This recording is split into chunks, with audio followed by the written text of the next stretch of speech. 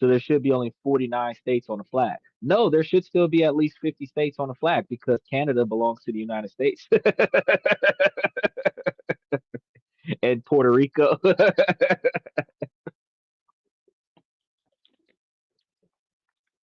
I don't think they're going to go beyond the 50 stars, even though we have more U.S. territories than we have official states. Uh, but yeah, they're we should have 51 right now. We should have 50 plus one on the flag.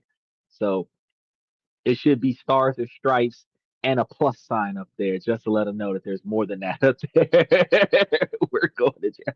Oh no, we're in a free country, so we can talk trash about our nation's capital. We can talk trash about the flag. We can set the flag on fire for a First Amendment political movement and not have to worry about going to jail for treason. If we were living in a different country, though, if we said anything negative or contradictory about our nation's history, then we would be court-martialed immediately. So, or not court-martialed, but imprisoned and potentially, yeah, court-martialed because treason and stuff to that effect. But we don't have to worry about that in the United States. It's one of the better parts about being in the United States. That and the extra rounds that we can get in our guns. Question: do territory vote for president? I don't think so. I don't know though. So I can't give you a definitive answer on that. I would have to do some research on it to be sure. I strongly believe that territories do not vote. I strongly believe that only the 50 states vote and the territories benefit from governmental relief and military protection. Uh, but yeah, I'll do some research after the show and I'll be able to tell you about it tomorrow. Now we do have Wednesday, Thursday, and Friday. We got some new topics we're going to be covering, so you guys make sure that you come through because we're going to be shoot. I can't even remember what all we're talking about because I started booking next week's stuff this week, trying to get ahead of the curve. Because in order to avoid burnout, I have to have a routine and I got to stick to that routine, and then I got to try to find a way to get some extra rest. Because doing a nightly podcast and doing hours of research every day for every night's podcast, and then doing a live podcast every night, it does lead to a little bit of a burnout feeling. So, got to get some extra rest in there somewhere, and that's what we're going to be trying to do. And then Sunday is going to be our questions and comments for the fans. Now, I just wanted to point out, Michael, uh, Mixed Martial Arts is going to pop in on Thursday and he's going to do his same song and dance. It's just a matter of time. And Thursday's the only day that he does it. He says, so people in Washington, D.C. should not be allowed to vote. Well, no, that everybody, including the president of the United States, is allowed to vote. And I believe that the president can also vote for himself. Uh, the felons used to not be allowed to vote, but some laws have changed that under certain circumstances that they're at least allowed to vote. They're not allowed to have firearms, but in certain circumstances, there are some felons that are allowed to have firearms at least at their house for home defense only and not to travel in public. So the laws are starting to change. We could have a felony for a felon for a president. So I mean, laws are starting to change. But yeah, Washington D.C. can vote because Washington D.C. Is one of the founding states in the country, the first 13 colonies. So yeah, they should get the vote first. And actually, when you look at the polls, I think the first 13 usually are counted before California and Florida. Even ignorant people are allowed to vote. Yes, yes, that is true. That's why the less educated Gen Zs are swaying the country based on personal preference, not based on the benefit of political views. They will vote on somebody that they recognize, not somebody that's actually making decisions for their best interest. They'll vote for somebody because they're a guy or a girl or because of their race, but they won't look at the actual political platform and vote for the actual political platform and say, hey, I want this particular thing to happen. And that's, or they'll be closed minded and they'll vote for whoever's pushing for things like abortion, but they won't like really look at what else is going to happen that would actually benefit the rest of the country. And that's the reason why we end up in situations where we're not, we don't always get the right precedent. This time around, though, we can say that we do have a decent role of positivity, even though we have a large quantity of fluctuations, because just like what we're going to talk about today with the tariffs and all of the changes that's being made, starting August 1st, which is a couple days from now, we will be able to talk about how yet again there is another upturn of political chaos and uncertainty that's going to be negatively impacting the stock market that we're going to be talking about tomorrow. However, some of the other things that he's done on the back end, uh, is designed over the next 20 to 40 years to potentially benefit the country and the lower income individuals, but it's a long term benefit with a short term deficit. So, in the immediate, things suck for poor people, people that are depending on government funding and stuff to that effect. But in the long term, when all of the old people that are in their 70s die out and all the people that are in their 60s are in their 70s and 80s, that's when everything is going to start benefiting uh, the country. So we're going to be talking about that to see what's going on. So let's go ahead and dive right into it. Let's go ahead and dive right into it. Because if you guys understand, there's a perfect storm that seems to be brewing right now over the entire American economy. And I want you guys to know that your wallet is right in the middle of it yet again. So, as I just mentioned, October 1st, a series of drastic new proposed tariffs are scheduled to take effect, targeting everything from medicine to kitchen cabinets. But this isn't just another news story about complicated trade policies. This is a potentially direct and imminent threat to your household budget, your savings, and your financial stability. He said it's not funny. Well, I mean, I get a laugh at when other people, I was telling y'all earlier this year to take advantage of the investment opportunities. They don't want to listen to me. What am I supposed to say about that? I get a laugh out of it. I warned y'all, like Noah warned y'all about the flood. I warned y'all about the political uprising. And I told y'all how the shit wasn't gonna end well and how poor folk was gonna stay poor. Y'all got 4 years to get y'all shit together. If y'all money not right by the December 31st, 2028, if this old dude don't get voted back in one more time so that he can live on life support and be president on his deathbed, if this don't happen, come 2029, good knows if we have a Democrat going on that decides just to out of spite undo all the stuff that he put up, I can tell you what, all the folks that would have benefited from what's going on here in 2025 is going to be very disappointed in 2029. So take advantage of what's going on. Poor folks can get into the stock market. Poor folks can invest in things that can build them generational wealth. And if they dedicate themselves to putting money away before they do anything else, they will find themselves with a decent quantity of capital in the long run. That is the only way to go. You have to force yourself to put away as much as possible. And if you don't have enough to put away, get you a second job and take all the money from your second job and put that away. One way or another, you need to be trying to put away 40% of your income every year. That way you are capable of living off of that generational wealth. You can start putting yourself into a position for early retirement. But if all else fails and you lose your job, you still got a second income. You still got something to subsidize. But if y'all don't pay attention to that, y'all gonna be up a creek without a paddle. He said, going to kick the bucket soon enough. Don't need a push.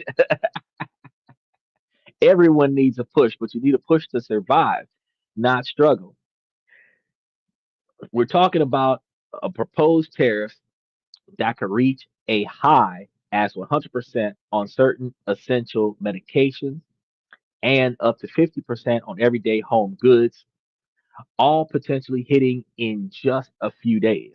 So, to make matters worse, this price shock could collide with two other major economic events: a looming government shutdown that happens almost every year that could paralyze the country, and a week of gut wrenching volatility on Wall Street that has investors on edge.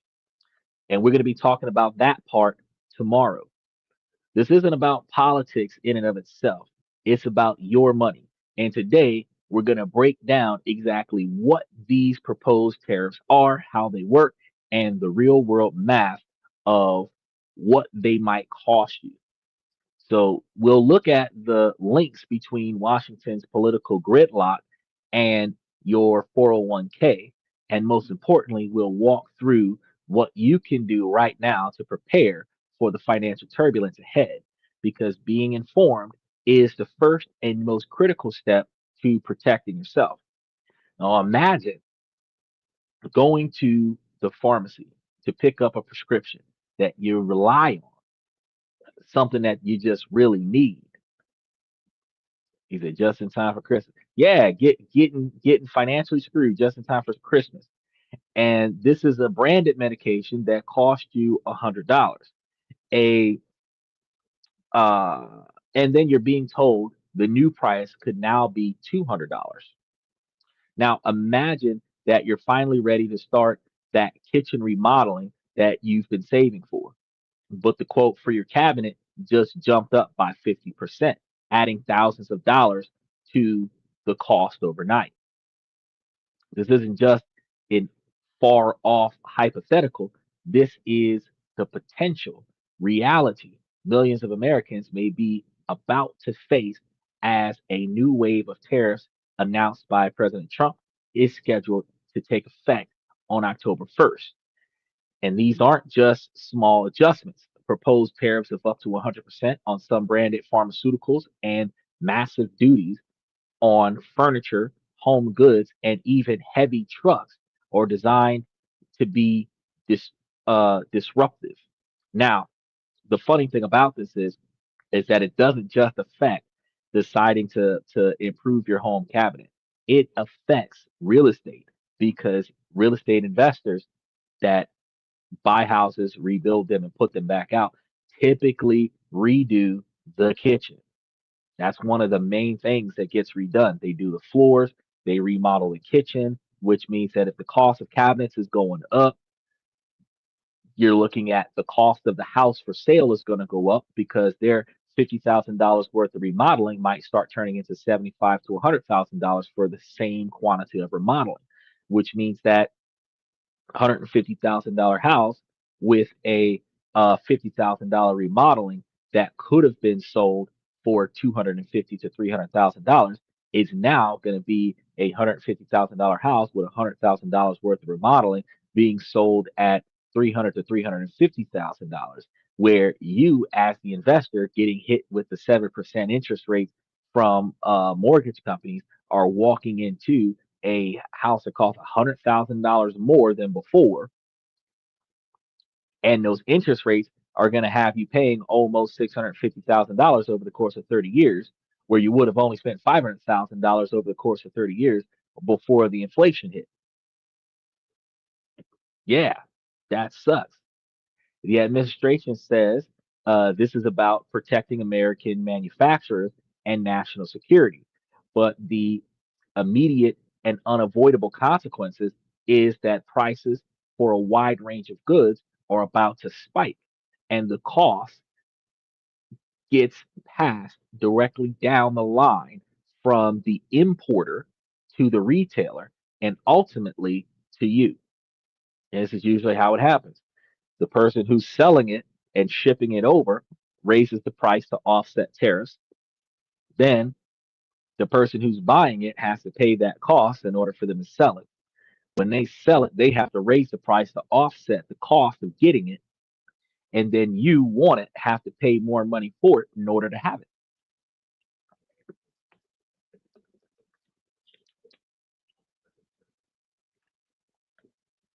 Same thing happened when COVID hit.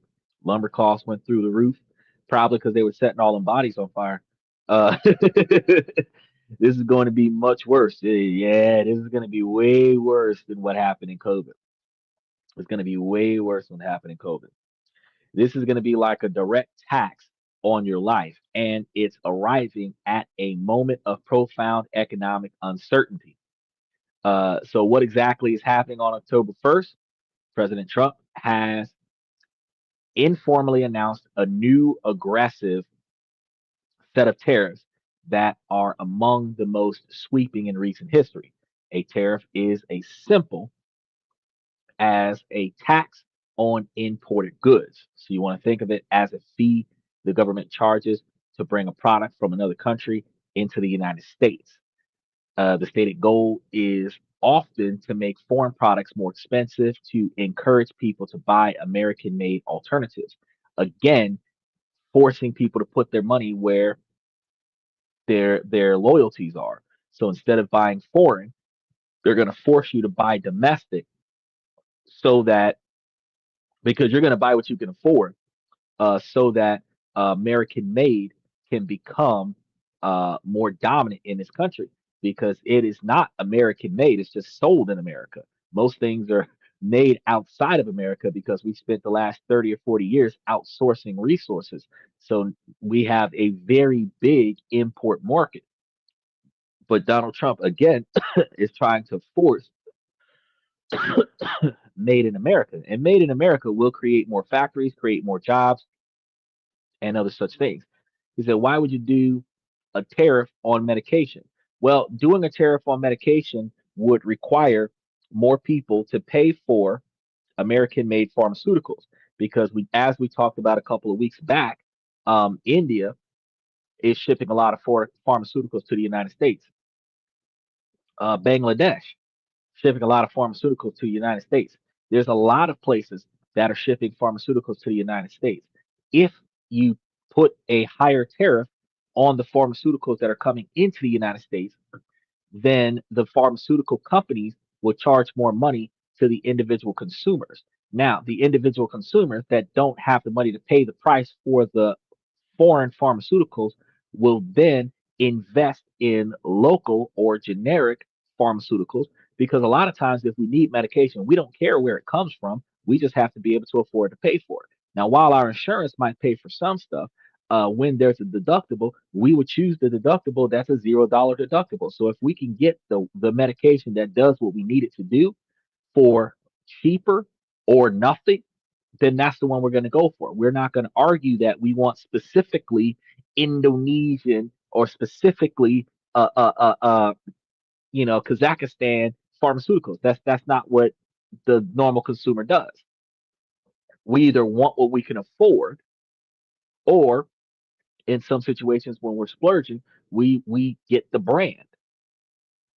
Michael says, do a straight across the board price freeze on everything.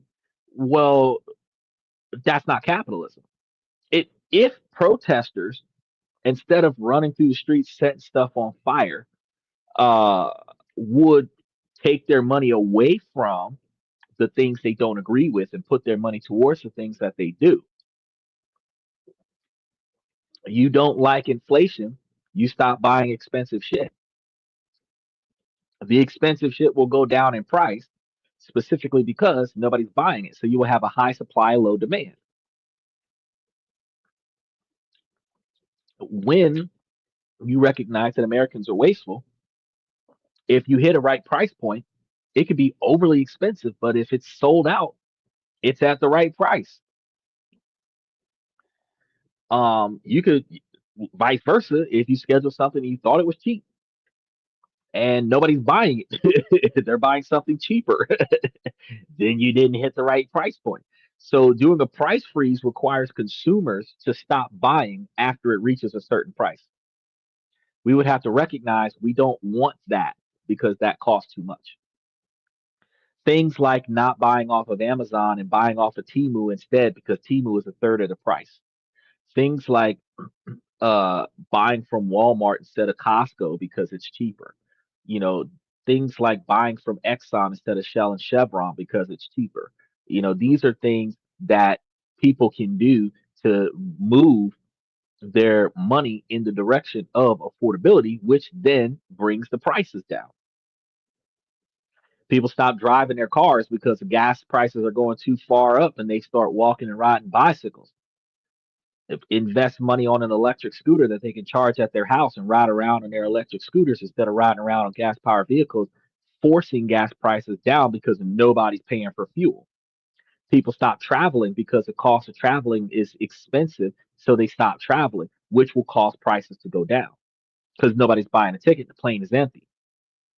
So, the government can't put a price freeze on it. I mean, they could, but they're not gonna, because that would stop the billionaires from becoming billionaires, or becoming multi-billionaires. Instead of doing a price freeze, if they want you to spend your money in a specific location, they just make the competition cost more. They're not going to drop their prices. They're just going to make the competition cost more. That way, you're forced to buy from them.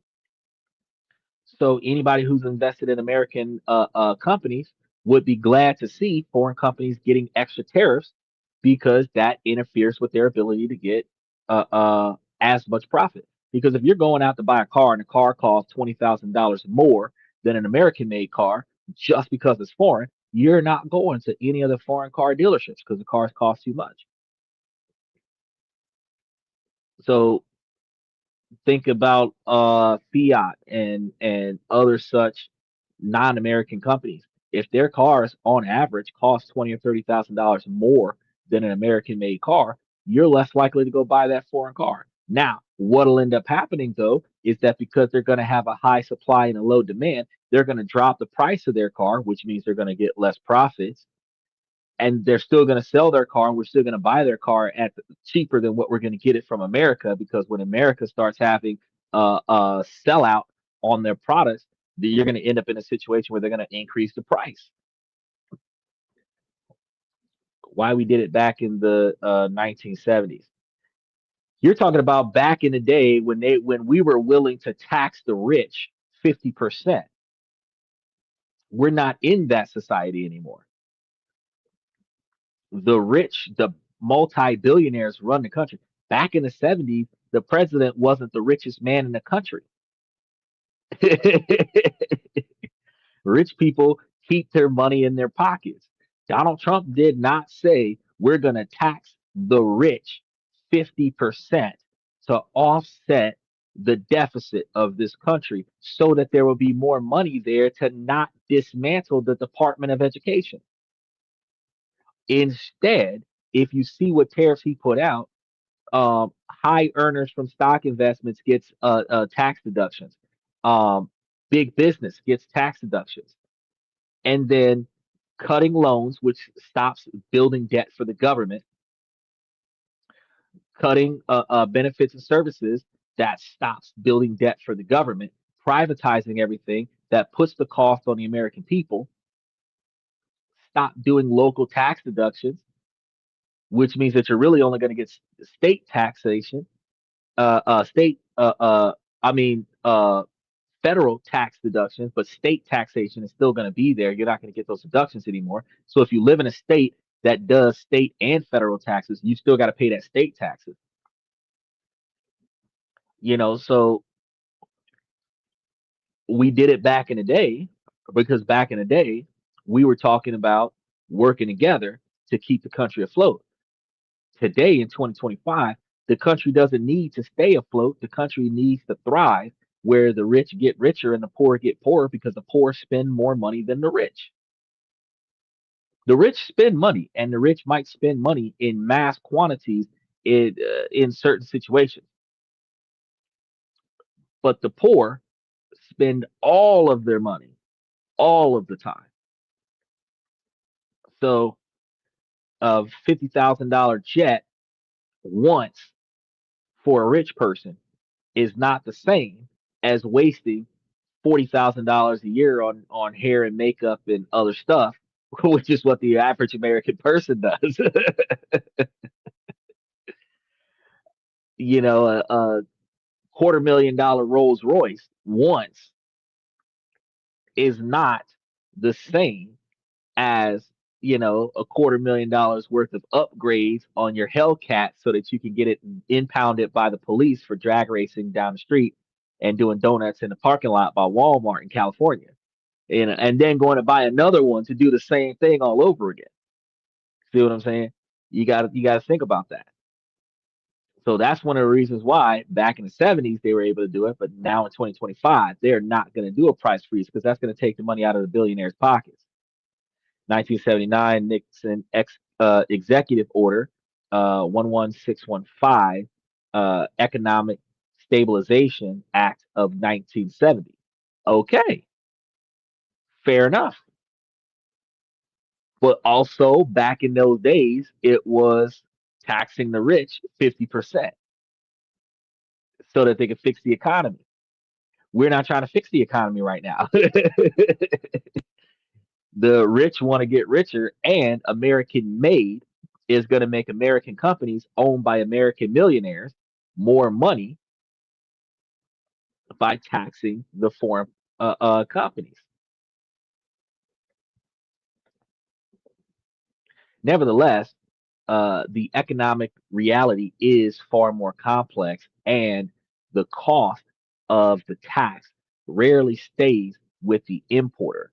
It travels down the supply chain until it lands squarely on the final price tag that you see in the store. He says, explain how the poor spend more money.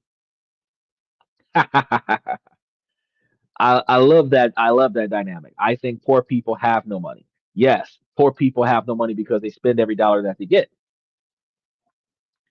The reason why millionaires and billionaires have millions and billions is because of two reasons. One, because they inherited a large quantity of it from the last generation, and two, because they don't spend more than what they need very often.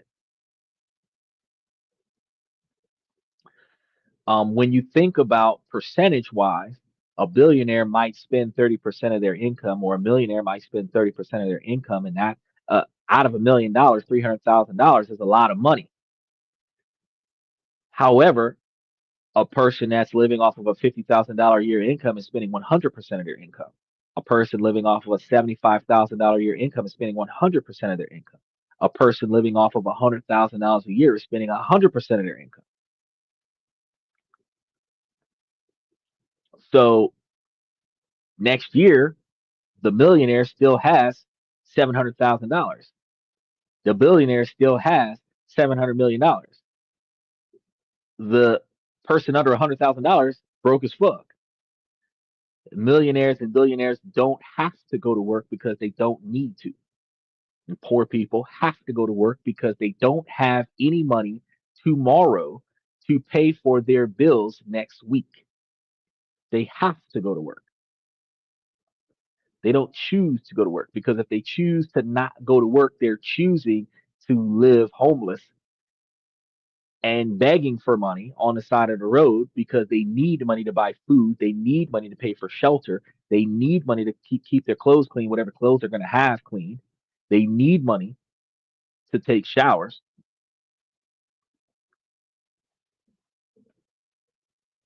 It is at my feet. You got to think about it. You would determine that because millionaires and billionaires have more money to spend, that they spend more money than poor people.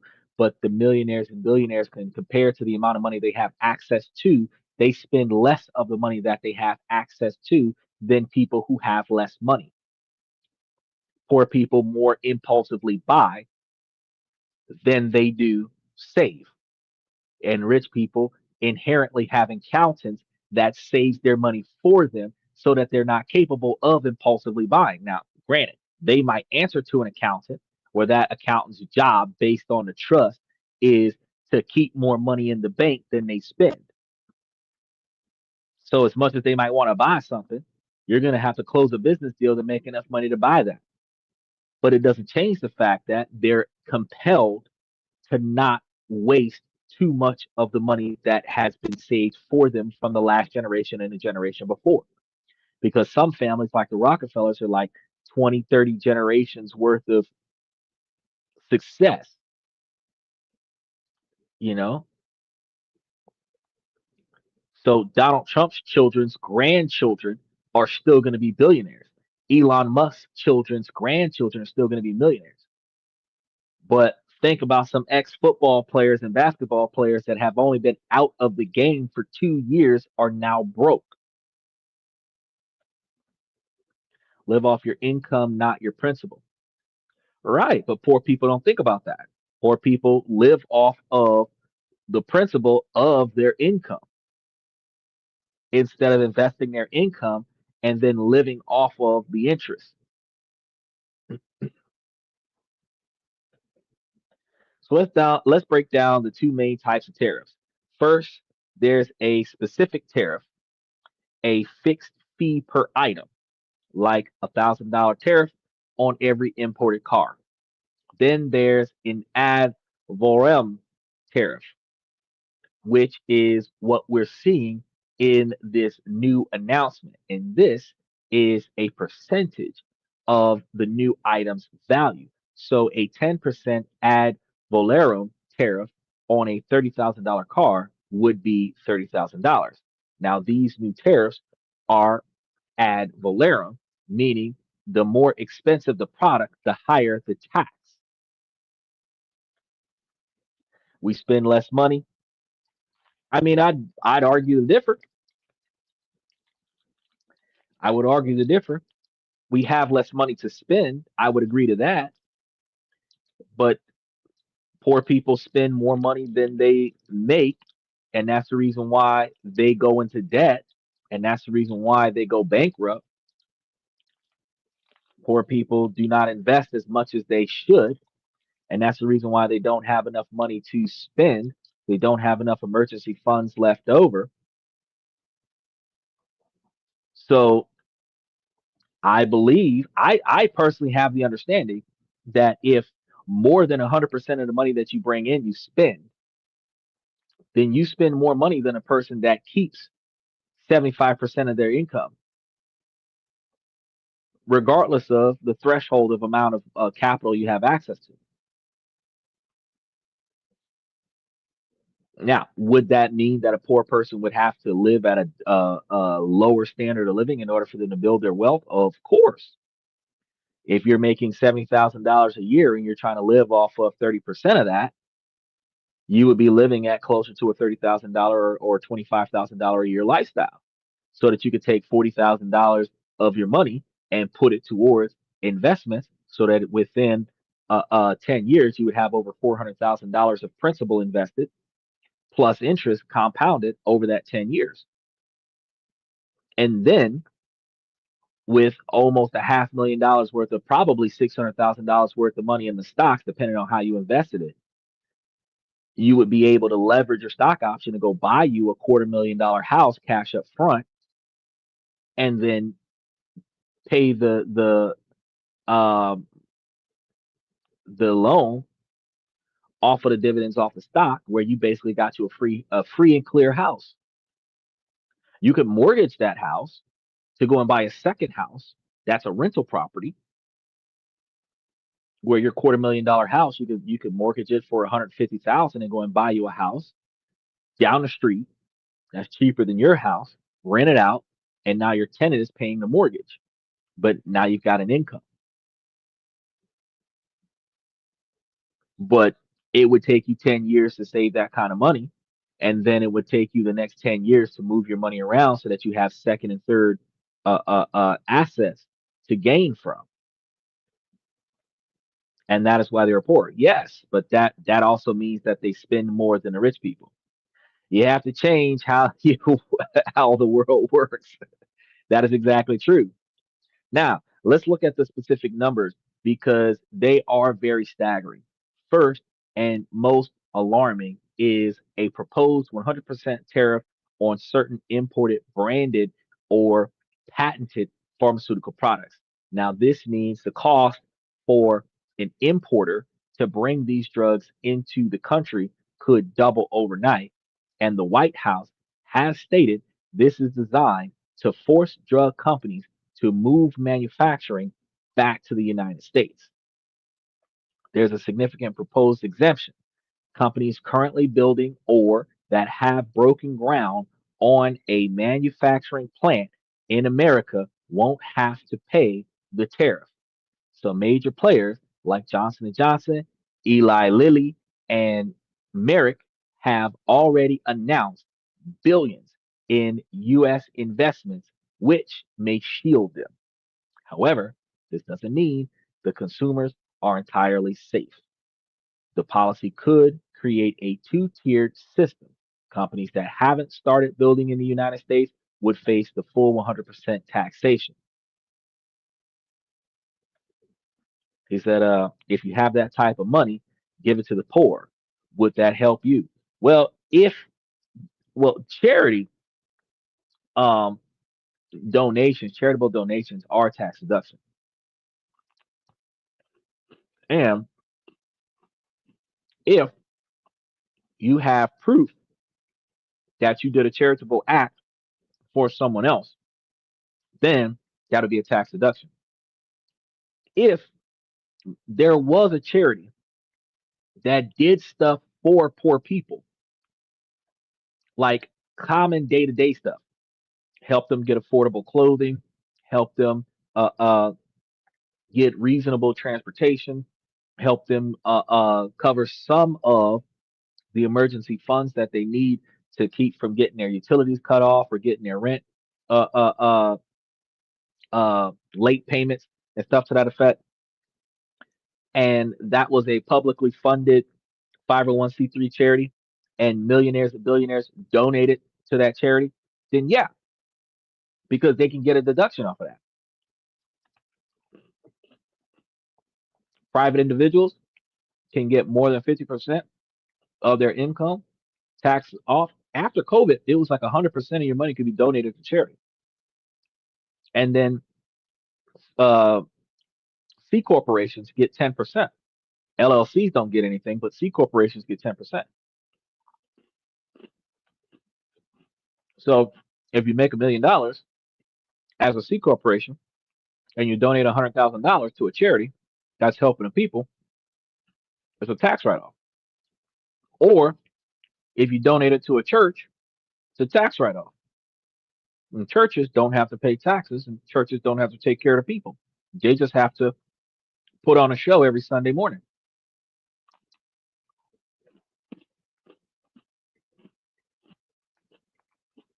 Medication caps on prices. I mean,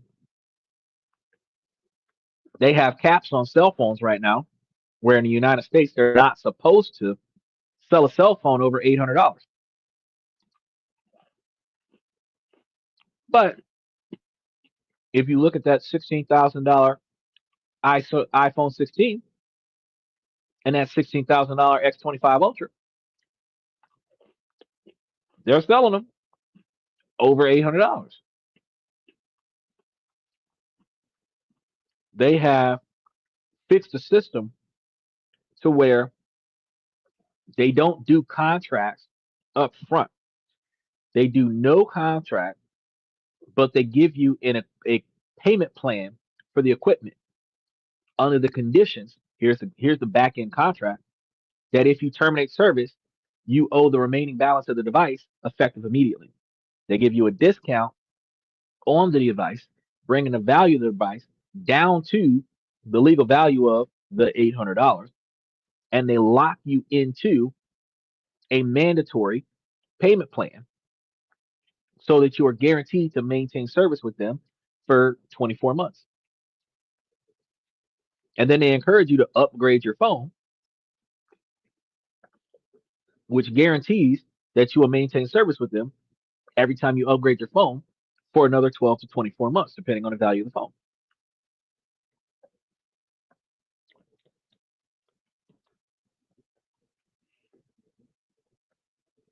Because I think everyone should invite a poor, homeless into their homes.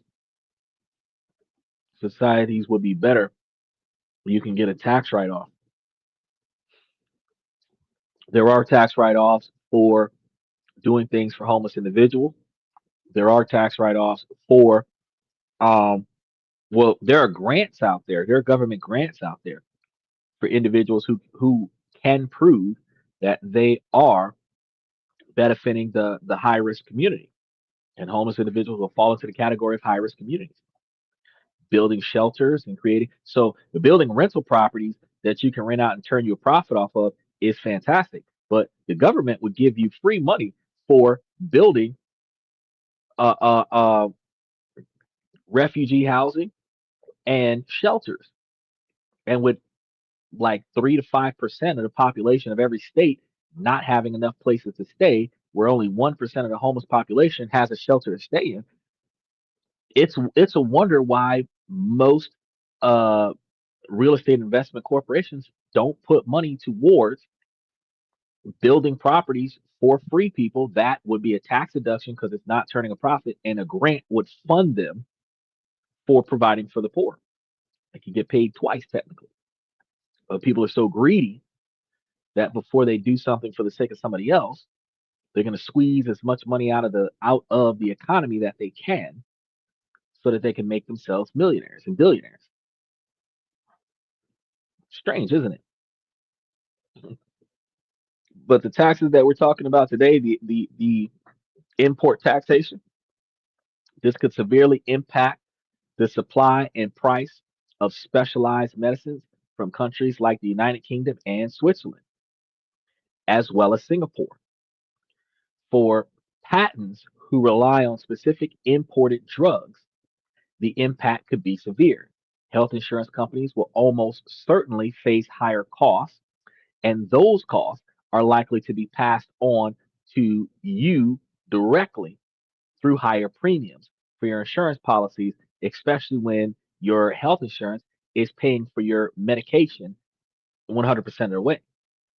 And one study from Ernst and Young, looking at a hypothetical 25% tariff, estimated it would raise an annual drug cost by $51 billion, and a 100% tariff is an entirely different level of financial stock. Just give them the $800 and be done with them. P.S. I would never take a homeless person into my home. I've done it before. It really does help them get on their feet. It really does help them get their life together. I've done it before quite a few times. Just handing them $800 doesn't fix the problem. Handing them a place to stay solves the problem. Handing them a place to stay that has running water and electricity in it allows them the ability to take showers. The next thing that needs to happen is that they've got to have some clean clothes that are reasonably professional so that they can find them a job. And then whatever work uniform that they need to have, you help them get that.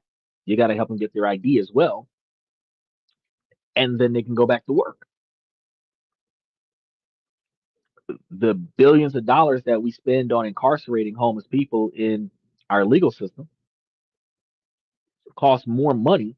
And I did this study already. I talked to you guys about this on the show when we were talking about Memphis, when we were talking about how we're militarizing Memphis, Tennessee. The money they spend more money on displacing homeless people, where the homeless people are still homeless.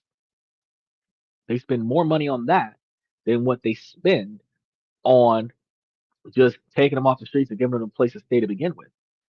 If they had an initiative where they would take large quantities of land and develop it for homeless populations, and then provide those homeless populations with caseworkers that's jobs would be to come and help them get a job so that they can move out of that homeless scenario. Those people would have more opportunity, and you would spend less money because they have more access to resource. They won't be breaking as many laws because they're not trespassing because they have a place to stay. They're not stealing because they have food. They have clothes. They can lock their doors. And because they're not short on resources, you have less crime, which requires less need for law enforcement, which requires less need for military forces, which requires less need to spend over $1 million to drop 5,000 soldiers down for one day in Memphis, Tennessee. So giving them $800 and being done with them doesn't really solve the problem. The problem is they don't have a place to stay and they don't have a leg to stand on. So give them an extra leg to stand on and give them a place to stay and fix the problem. Get the grant first. No, you get the grant after. That's how it works. You get the grant by showing that you've invested capital in the initiative that fixes the problem. And then it's basically like a reimbursement. But with that reimbursement, you also can, especially if you're running a 501c3, take 5% of that money and put it in your pocket as a paycheck. Then you can take the money that you got back from the government and then you can do it again for the following year and turn that into a job where your whole job is looking out for homeless people, which gives you a better reputation. At any park in Washington, you can get a free shower. Any park in Washington, you can go straight to jail doing that free shower because it is outlawed to do in public any activities that should be done inside of your own home. Sleeping, taking showers, changing your clothes, those actions are outlawed. So when homeless people perform those actions, they go straight to jail. Because technically, you could just bring you a little bit of soap with you and go to one of those little showers outside of the beach where people wash themselves off real quick after they come off of the beach before they get into their cars, and you can go over there and take a shower for free. But you're going to have to keep your clothes on.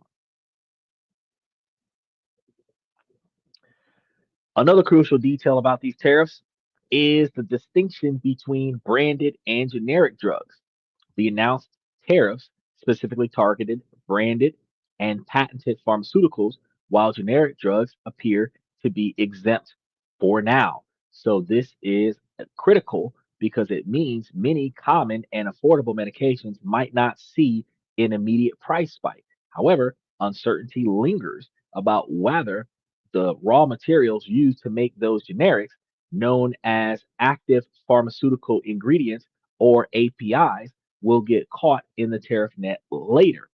But the tariff impact extends far beyond the pharmacy.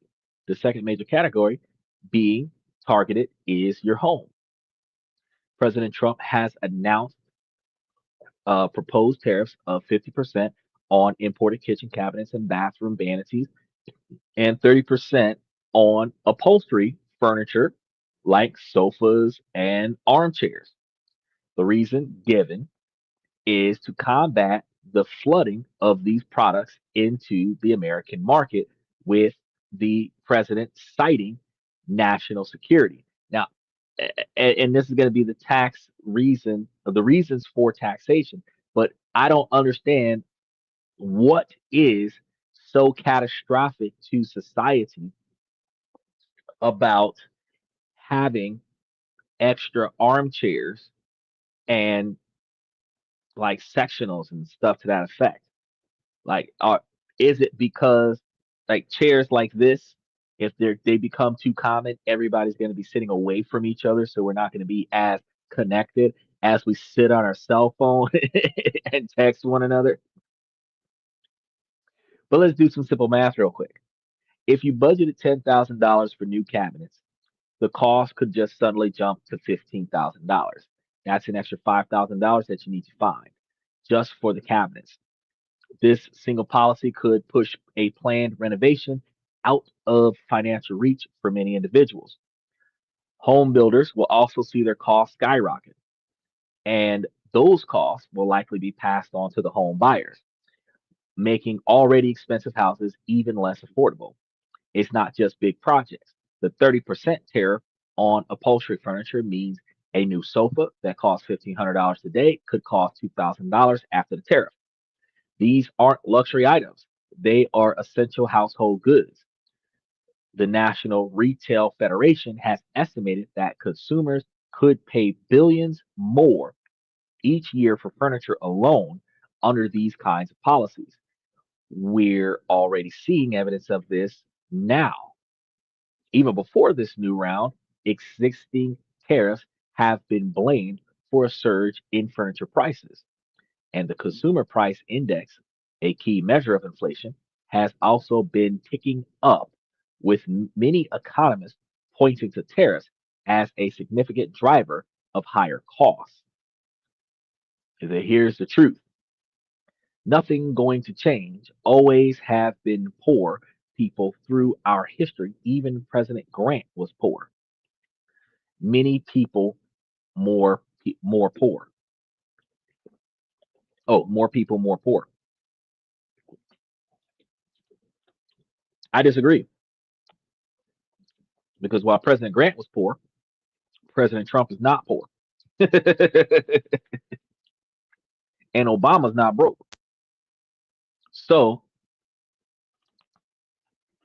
if the average American today starts benefiting from the Trump account and they actually invest in their kids' future and literally like putting money aside, I don't know, $10,000 a year maybe. By the time their kids turn 18, 20 years old, them kids will have a large quantity of money to start with. If those 18-year-old kids that are still living with their parents take their money and put it towards buying a house, the whole family could move into that house that is owned by the child.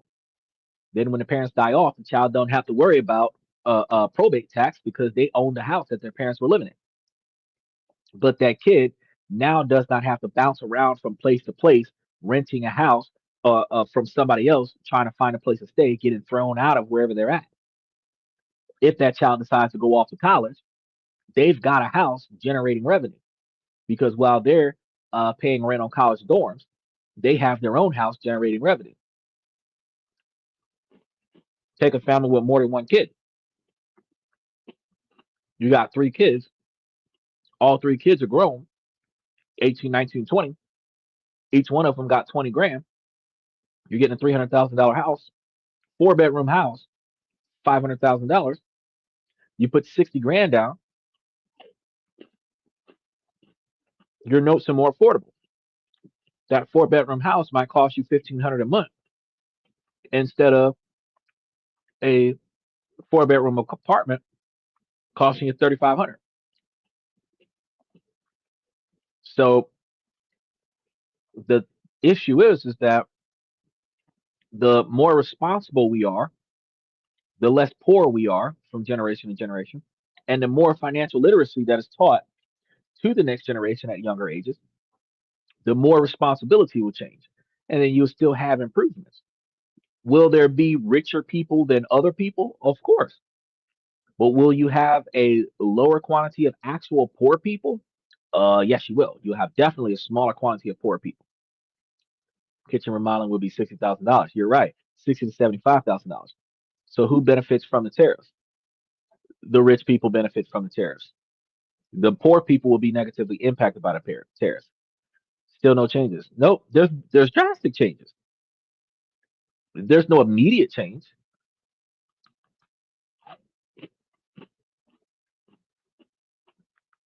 How much money in 18 years for that $1,000? $1,000 initially from the government. Like I said, if the parents contribute to that additionally, because if they put away, even if they put away 500 a month towards their kids' future, or let's go even lower. Let's say that the parents added $100 a month towards their kids' future, which is 1,200 a year, right? Now, if they added 1,200 a year onto that $1,000 and they keep doing that for 20 years, their base principal would be upward of almost $30,000 plus compounded interest over 20 years, where they might have about $35,000 or $40,000.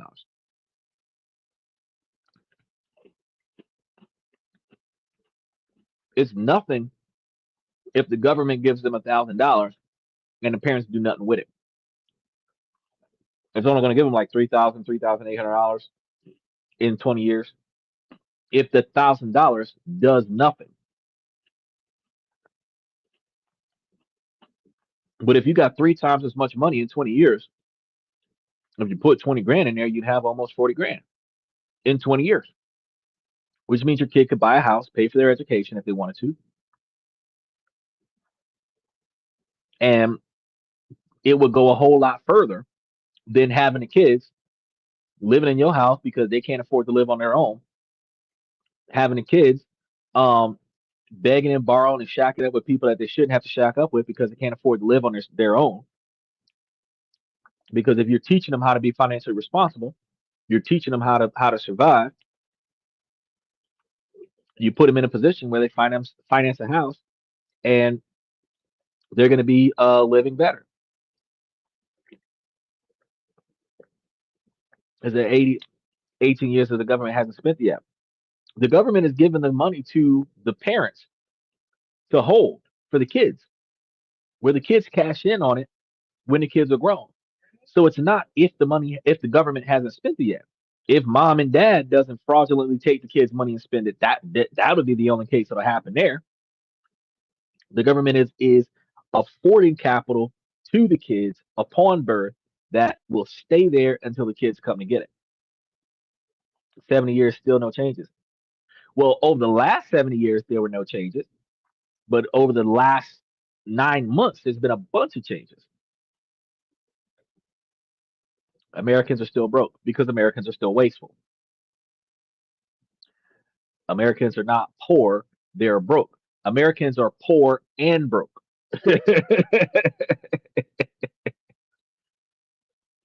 Technically, because America is one of the most expensive countries around the world, but Americans are one of the most wasteful people around the world.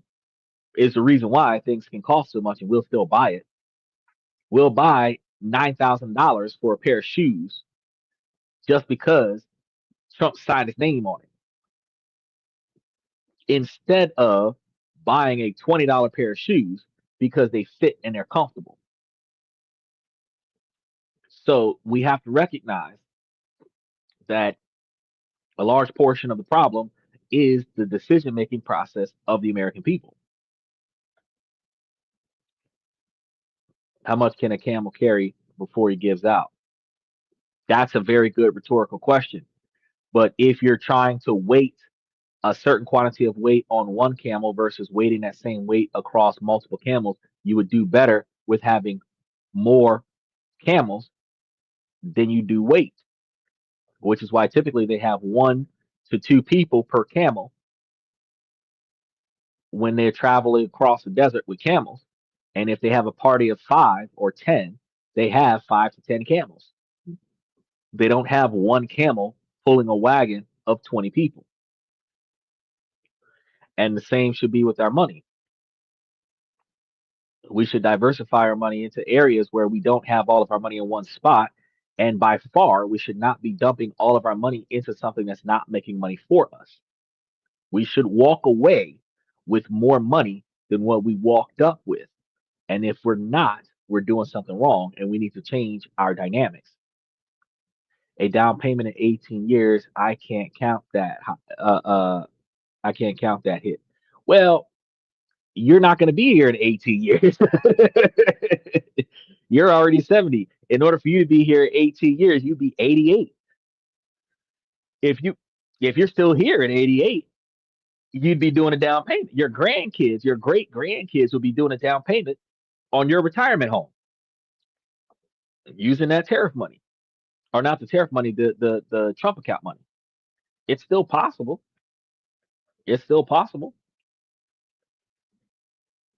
Next thing we're going to look at is that there's a proposed 25% tariff on imported heavy duty trucks. Now, this is going to favor Elon Musk real quick because the administration's goal is to protect American truck manufacturers like Peterbilt and Kentworth.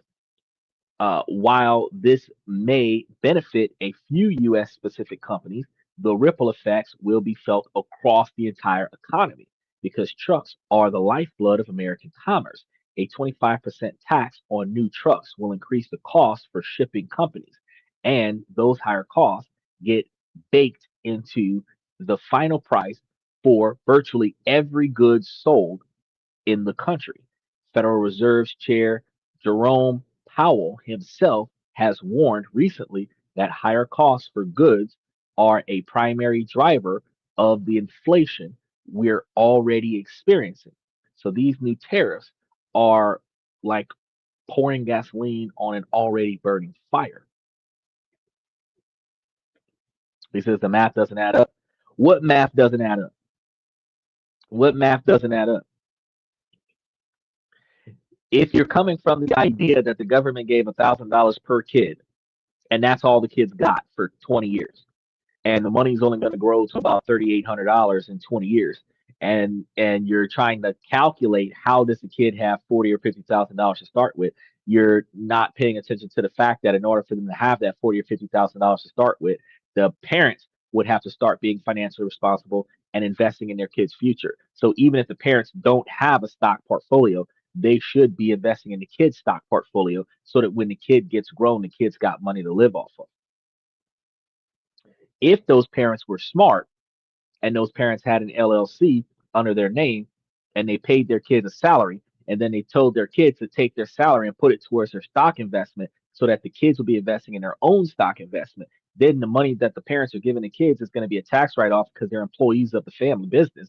And then the employees of the family business would be investing in their stock option where they could be getting up to $14,000 a year and not have to pay taxes as a dependent child towards a parent, where you could be putting at least 7,000 a year, if not 10,000 a year, into the child's bank account, into the child's stock option, so that the child has more money in 20 years, and the child can still buy their own stuff. So you only have to feed them and keep a roof over their head because any luxuries that they want in life, they would have to pay for, where you would ultimately be spending less money on your kid because they'd be spending it on themselves.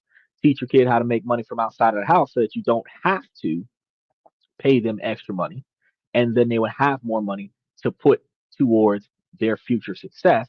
Then when they get grown, they can take that investment, cash out on it, and use it to put towards getting themselves a house or paying for their college, and they would have less debt as an adult and more finances as an adult. You teach them how to file taxes. You teach them how to do all the things that you weren't taught how to do, and then they will be more financially responsible. If you teach your kids and you and your kids teach their kids, the next generation, which in our situation right now, the next generation would be the Gen Alphas and Gen Betas that are born in 2025. Come 2045, they will be financially responsible if we're in a society where the last generation starts teaching the next generation how to be responsible. In that situation, the math will add up. In 20 years, we will have two generations of financially responsible people. So in 30 years, we will be working on generation three. And in 30 years, we would have less poor people, less broke people. Wouldn't mean we won't have any. It just means that we would have less. Everything goes by truck. That's right. They won't. Most people are not smart. That is true. And most people are going to financially waste their time, effort, and money during this next 4 years where the most beneficial and opportunities are accessible to them. Of course, they don't think like me. But the reason why these policies are put into place is for people who think like me. That if in the event that you take advantage of this and work towards your own personal success, then you will see more success. Just as the tariff driven prices is going to shock everyone and it starts setting in, a second crisis is going to brew in Washington, and that threatens another layer of chaos, a potential government shutdown. Now, Congress is deadlocked again, and they're always deadlocked every year over passing the funding bills to keep the government operating for the next fiscal year. At least they're doing it sooner now because usually they're gridlocked in January, February, and March. And when they get gridlocked between December and January, that pushes back the taxation law, which pushes back our filing dates and pushes us into getting our refunds closer to June. However, they are supposed to be getting their operating costs for the next fiscal year together by October 1st in 2 days. If they fail to reach an agreement, a large part of the federal government will be forced to stop all non-essential operations until the funding situation has been rectified. So, what does a government shutdown actually mean? It's a partial paralysis of the federal bureau. Hundreds of thousands of federal employees or furloughed, sent home without pay, which sucks, especially if you're a salary employee. And during the 2018-2019 shutdown, around 800,000 workers missed a paycheck, missed several paychecks. For the public, national parks and museums often are closed. Getting passports or small business loans can be significantly delayed. Essential services like air traffic control and law enforcement are supposed to continue, but employees are required to work without pay until the shutdown ends, which means they're going to be in piss poor attitudes during that situation. Because if people are having problems with down payments today, they will have the same problems. People will go through life with the minimum of effort. Well, yes, some people will. However, again, the Trump account is supposed to be designed to aid in rectifying some of that. So some people are going to be fiscally responsible, and some people are going to teach their children how to be fiscally responsible. And those children who are taught how to be fiscally responsible will end up having more accessible capital when they're grown. And when they are with more accessible capital as adults, they should at least be able to put the down payment on their first house, recognizing first time home buyer credits and other such things that would aid them in getting the house, but they would still have to maintain a stable job. Now, if you have two or three siblings that come together, and this isn't always the case, but if you have two or three siblings coming together and buying a house in a group, they're more likely to pay off the house and pay it off faster. There would be some sibling rivalries about dividing up the assets, but they would have a stable place to live. If again, because you know what we've seen in this country plenty of times, parents use their kids for a benefit. If the parents who are still taking care of the kids utilizes the kid's capital to invest in a house on behalf of the kid, where the house goes into the kid's name, even if it's a co-owner with the parent, the family itself still has a place to stay. And the parents can help the kid pay for the house until the parents die off, and the kid will always have a place to stay, even if the kid doesn't have a stable house. Once the mortgage is paid off, the child is responsible for the house. But in some states, property taxes isn't that high, and the lower property taxes, you can get a homestead tax credit on the house where you end up not having to pay property taxes. So even if you did find yourself unemployed, you could rent rooms out of your house to pay for the lights, water, and gas and stuff. You could be at your house with no taxation to pay for, no income to claim, and benefit. If you had a four-bedroom house with a $500 tax bill on the house, you get a $500 tax exemption from your local county. You're not paying taxes, but you're renting out three out of four of your rooms where your three tenants are giving you $500 a month each for the living situation that you're in, where you have your lights and your water is paid for, your gas and your car insurance is paid for, your groceries are paid for, and you should still have $700 or $800 left over after the fact that your house is already paid for. So you don't have to work, and you would still be able to have a little bit of capital set aside to do whatever it is that you want to do in life, but you might have to do it with roommates. But you at least would have a stable house, which would reduce the homeless population. It's going to reduce, it's not going to eliminate. Making better financial decisions where kids go to college and they come out of college and use those degrees to get them better jobs or get them a job and have less student debt. You will have less broke people. Doesn't mean you're not going to have any broke people. Emergency fund. Glad I had it. Well, not too many people know about the emergency fund until they come to the show. Now, while Social Security and Medicare checks will still go out. Services like benefit verification could be halted. So the most significant economic damage comes from the direct hit to GDP and the cloud of uncertainty that it's creating. The Congressional Budget Office estimates the 2018-2019 shutdown cost the economy $11 billion. So each week the government is closed cost the United States economy billions because the furloughed workers slash their spending and government contracts are frozen. Right now, however, the biggest risk a shutdown poses is a potential data blockout.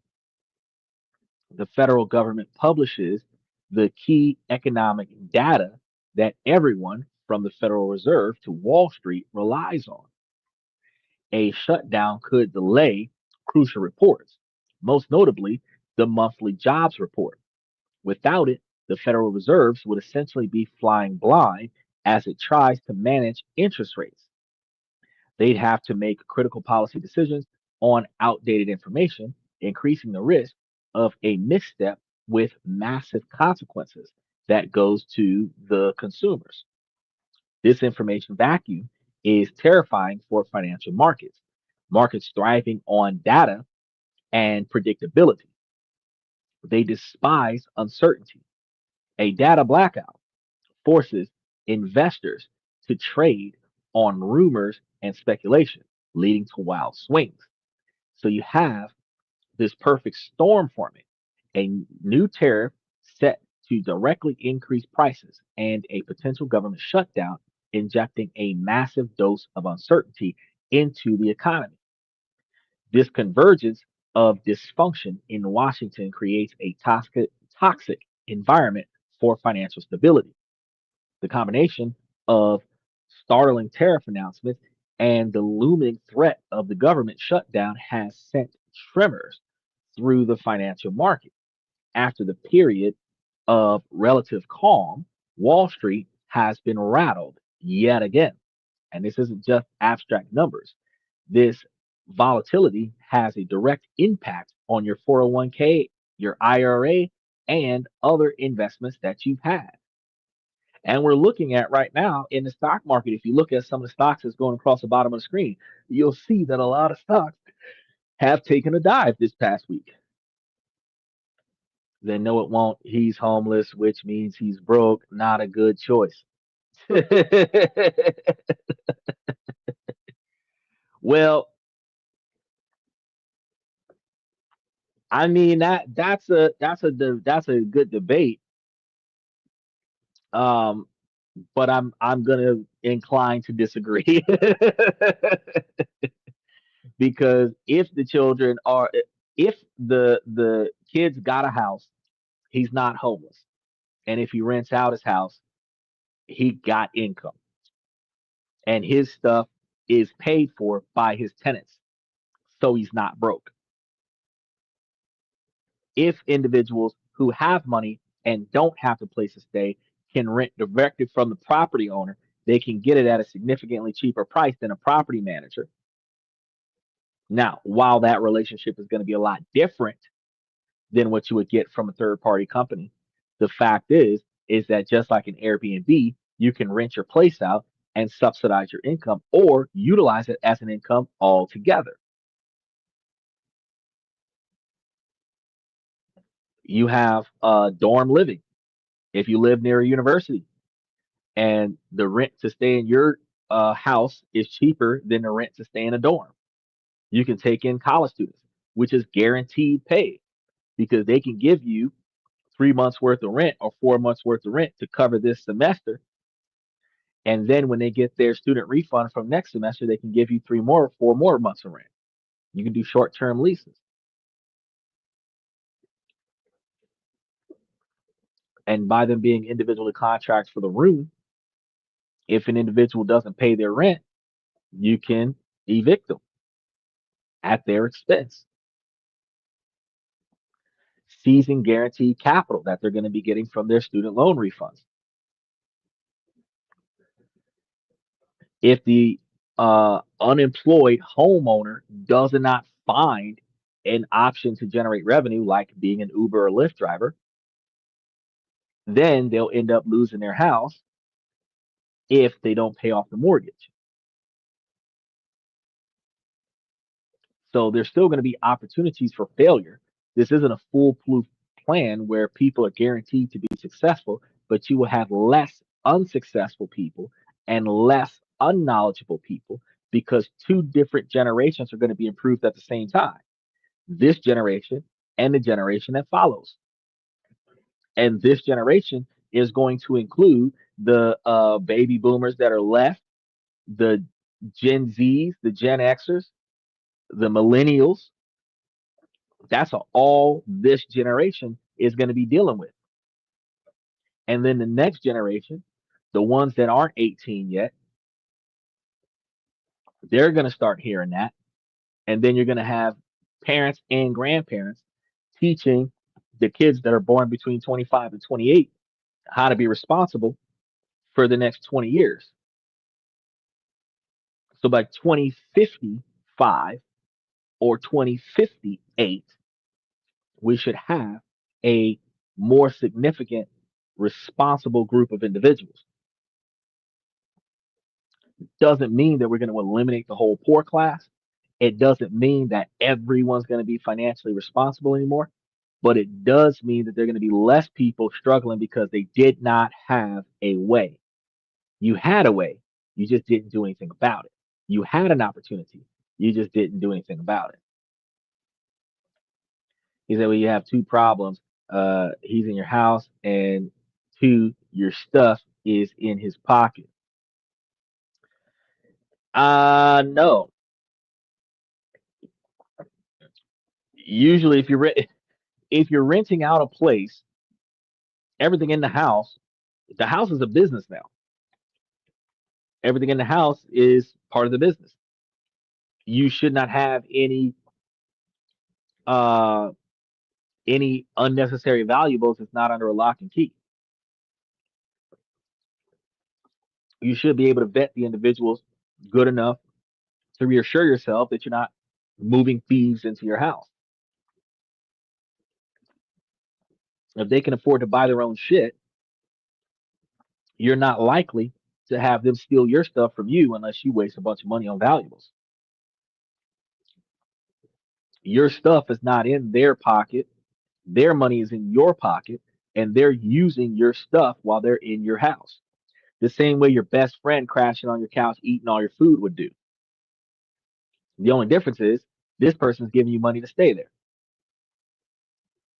The same way your children live in your house and don't pay for anything, but they eat up all your food, talk back to you, and cause chaos in your house. The difference is that this person is paying to stay there. It's that college students isn't homeless. Oh no, college students are homeless. There are some college students that can't afford to stay on campus and they live in their cars. There are college students that take all of their money and spend it on taking care of their family so that their family isn't homeless.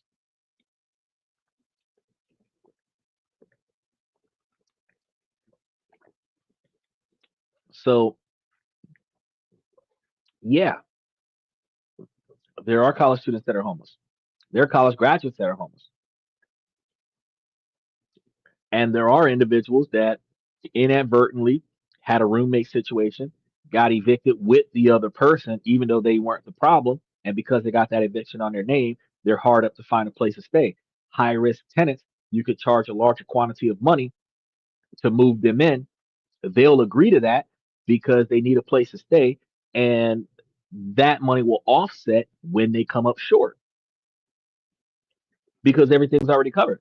And if you're financially responsible about what you do, if you take the first check that you get from any one of your tenants and pay all of your utilities for the next 3 or 4 months so that you don't have to worry about your bills going undone when somebody does come late, since you already own your house, you can debate with them. You can give them extra time. You can have them go on a payment plan where they're going to be paying you with interest, and they're going to forever, every time they get money, they're going to be forever bringing you money to cover the cost of the standard of living that you guys are living in, because that's why it that's exactly how rental properties function. They make more money off of late payments. He said, remember to like and subscribe, off to play guess what I'm playing. Well, you're off to go play chess. That's what you're off to go do. I'll be doing some chess after the show because looks like the person I'm playing is making a lot of mistakes, and I'm like, wow, I thought he got better. Then when I started playing hardball, things changed. Now I'm like, well, let's see how this plays out. He might actually get 1 out of 2 wins, but I see one that's about to end badly for him. And if he keeps chasing the queen, he's really going to lose out. But it is what it is. Being dependent upon pieces, not a good look. Should be focusing on defense or working towards strategizing an offense that forces the surrendering of pieces from the other player. But chasing each other's players around the board, that'll lead to a stalemate. Some people feel like a draw is better than a loss, but it's not a victory.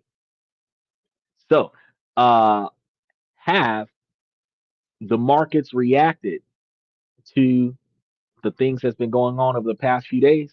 Of course they have. The major US indexes have seen several days of losses, with tech stocks leading the downturn. And this is typically when uncertainty rises even higher. Investors tend to pull back from riskier growth stocks like tech and move towards more stable sectors like gold and silver. The tariff news created specific ripples. For instance, after the proposed 25% tariff on heavy trucks was announced, the stock of PACCAR, the company behind Peterbilt and Kentworth, reportedly jumped 5% as the market saw them as a beneficiary. Conversely, shares in some home furniture companies that rely on imports have been uh, volatile as investors calculate how badly the proposed tariffs will hurt their bottom line. The reaction to the proposed 100% pharmaceutical tariff was more complex. Initially, some drug maker shares in Europe and Asia fell. In the US, however, many big pharmaceutical companies saw their stocks hold steady. This is because many are expected to be exempt due to their investments in US manufacturing. This shows how tariffs create a complicated landscape of winners and losers. Overall, market sentiment has been anxious, compounded by the shutdown threat, while analysts argue that markets have historically treated shutdowns as minor events. Others warn this time could be different because the economy is already walking a tightrope. We've been on a recession, we've been dealing with a downturn since February of this year. It's just nobody really paid attention to it. The potential delay in economic data is the primary source of Wall Street's fear. The Federal Reserve's discussion on interest rates are the single most important driver for the market right now. If the Fed is deprived of the data it needs, the entire calculus is thrown into question. This uncertainty is a major source of the current market volatility. All of this contributes to a market that is exponentially fragile and prone to sharp swings. For anyone with a retirement account, this is a deeply unsettling environment. It's tempting to react emotionally, to see the red on the screen and the red in your statements and want to sell everything. But that's often the most damaging thing that you can do. So, since we've laid out the problems, rising prices from proposed tariffs, economic chaos from potential government shutdowns, and the volatile stock market, it's easy to feel powerless. But being aware of these challenges is the first step towards navigating them. Now, let's talk about what practical steps that you can take right now to protect your financial well being. First, this is a critical moment to review and reinforce your budget. Go through your spending, but pay special attention to categories that will be most directly impacted. Are you planning a home renovation? You need to reevaluate the cost. That proposed 50% tariff on kitchen cabinets and 30% on furniture is real. Contact your contractor or furniture store and ask how these tariffs might affect your quotes. It's better to know now if your project cost is about to increase by thousands of dollars. Next, look at your healthcare expenses. While generic drugs seem safe for now, if you rely on an imported branded medication, you need to be prepared for potential price volatility. Talk to your doctor and your pharmacist. Is there a genetic alternative that is American made? Is the manufacturer of your drugs one of the companies that will likely be exempt from the upcoming tariffs? Understanding your situation can help you anticipate sudden price hikes. The second major area of focus must be your investment strategy. The cardinal rule during market volatility is don't make emotional decisions. Seeing your 401k balance drop can be terrifying, but history shows that selling in a panic is usually a mistake. Market timing is necessarily impossible.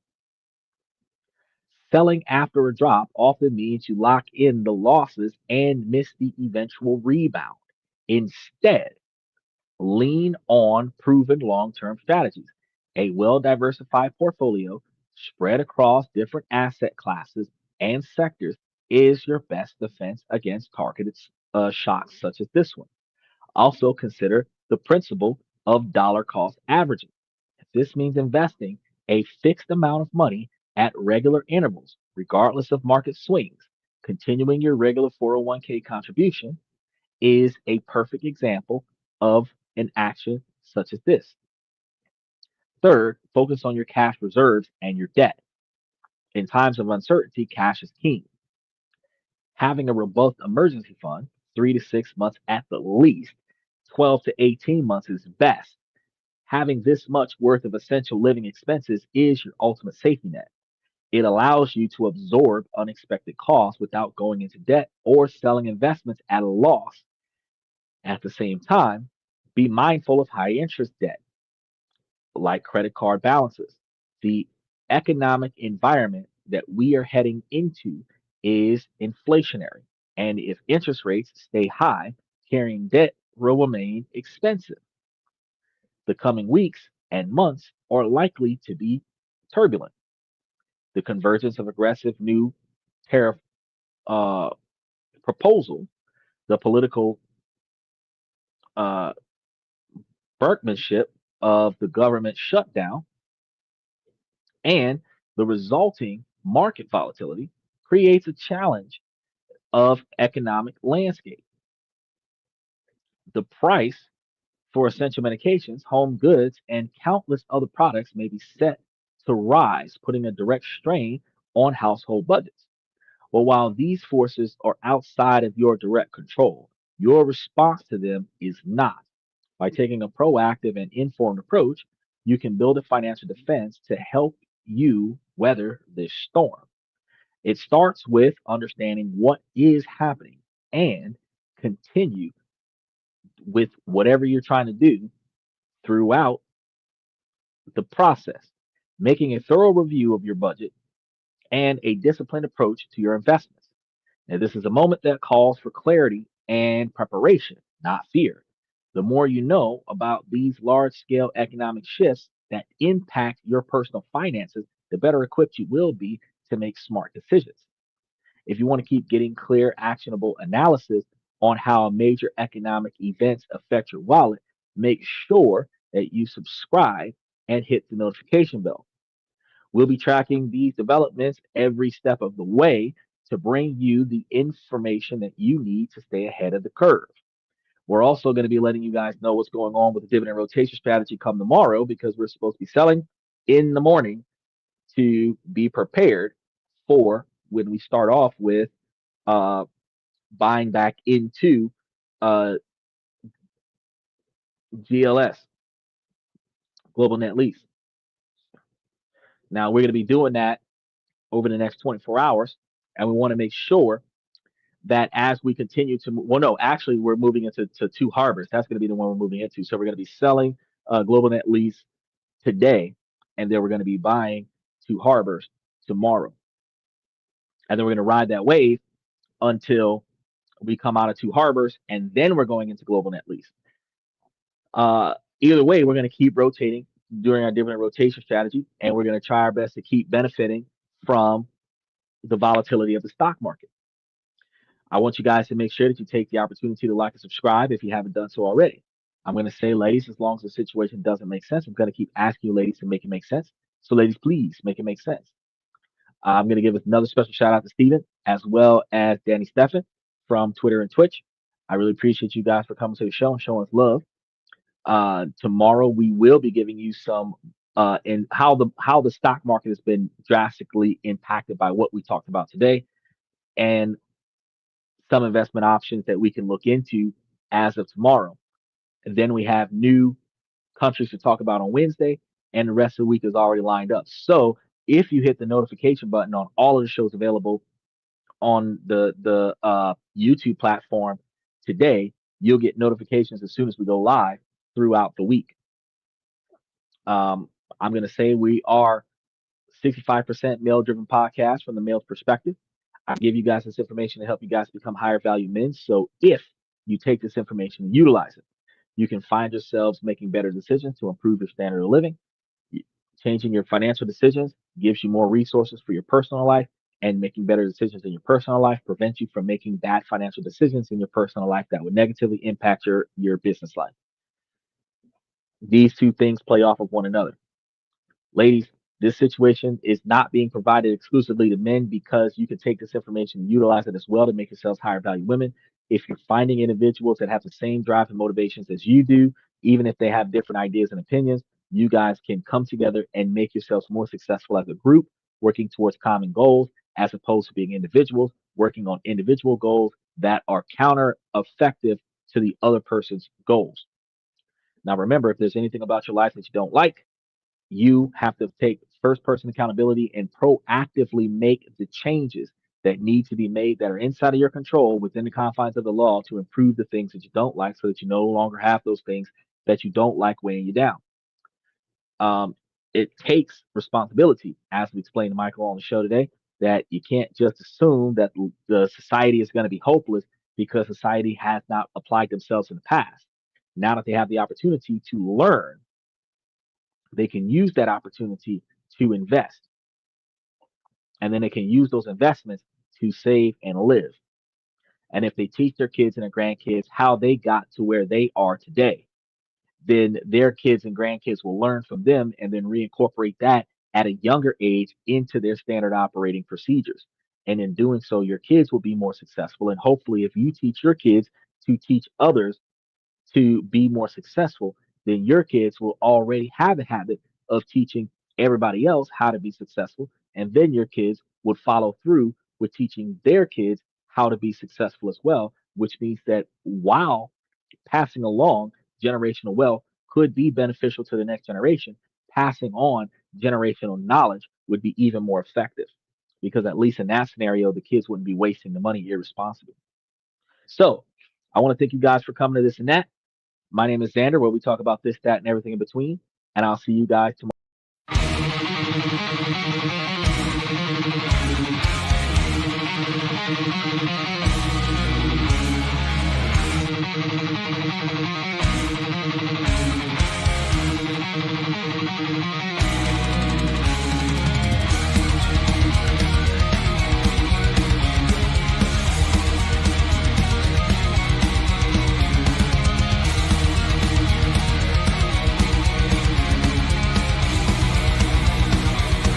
Higher ground.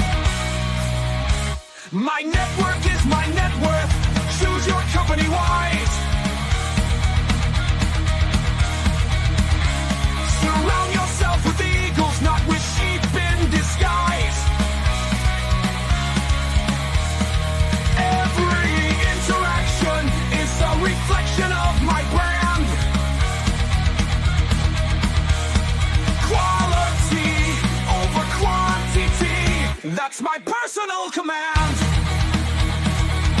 I'm not mounted on higher ground where excellence is found. My potential knows no bounds, raising the bar, breaking ground.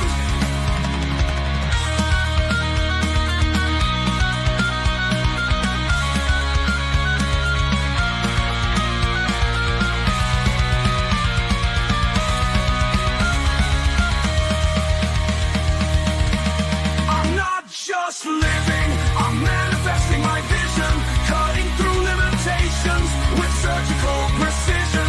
My expectations are my compass, my respect is my shield to mediocrity and chaos. I will never